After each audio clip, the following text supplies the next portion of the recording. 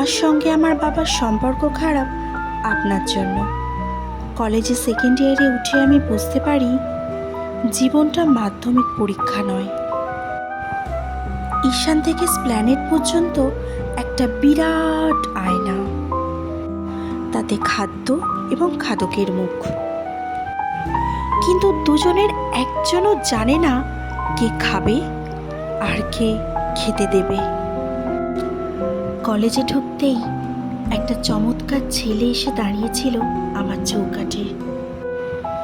দুটো স্বপ্নের চোখ, এলোমেলো চুল, হাতে পেঙ্গুইন পেপার ব্যাগ, ঠোঁটে সারাক্ষণ ব্যাটম্যান, কুরোশোয়া, আইজেনস্টাইন।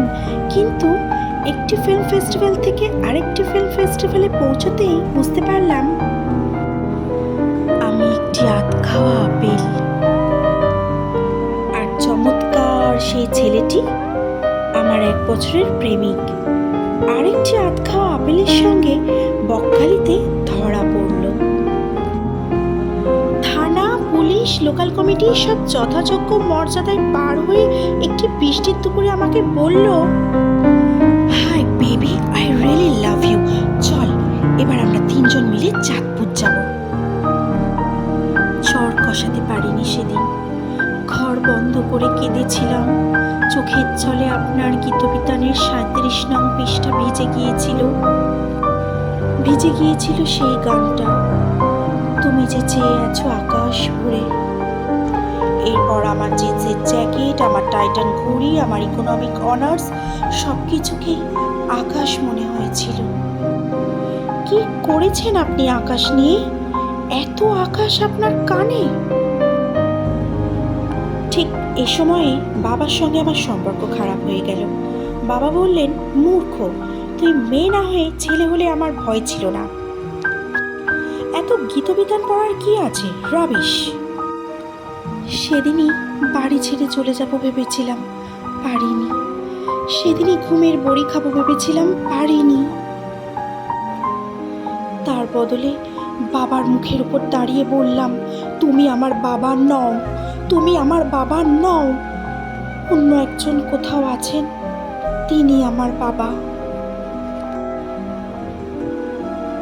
উপরতলার রাজনীতি করা বাবার অহং সাংঘাতিক।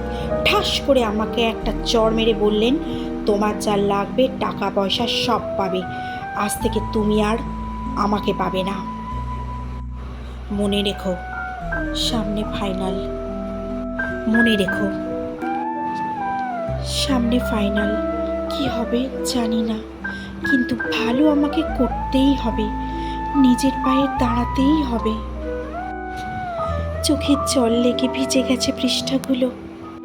37, 58, 252, 355 পৃষ্ঠাগুলো আমার ভেজা চোখের মতো। আমি হাত দিই ভেজা পাতায়, আর কে যেন হাত রাখে আমার পিঠে। কবে কবে সে হাত আমাকে বুকে জড়িয়ে ধরবে? হ্যাঁ, আপনি আপনি আপনি সে গীতবিতানের লেখক। আমার মতো অজস্র মেয়েকে আপনি আকাশ দিয়েছেন, হেমন্ত দিয়েছেন, শ্রাবণ দিয়েছেন, কিন্তু আপনি যেমন দিয়েছেন, নিয়েছেনও তেমনি। তবে নিন, আরও নিন, আরও আরও। আপনি যত নেবেন আমি তত ভালো থাকব। আপনার আকাশ, তাই আমার আকাশ। আচ্ছা, আপনি আমাকে কখনো ভুল বুঝবেন না তো? কবি সুবোধ সরকারের লেখা কবিতা, কলেজের এক ছাত্রী রবীন্দ্রনাথকে। বহুদিন পর একটা কবিতা পাঠ করার চেষ্টা করলাম। কেমন হয়েছে অবশ্যই জানাবেন কিন্তু বন্ধুরা। ভালো খারাপ যেমনই লাগুক কমেন্টের মাধ্যমে অবশ্যই জানাবেন কিন্তু। যদি আমার কবিতা পাঠ ভালো লেগে থাকে বন্ধুরা, চ্যানেলটাকে অবশ্যই সাবস্ক্রাইব করে দিয়ে পাশে থাকবেন। সবাই খুব ভালো থাকবেন, সুস্থ থাকবেন আর সাবধানে থাকবেন।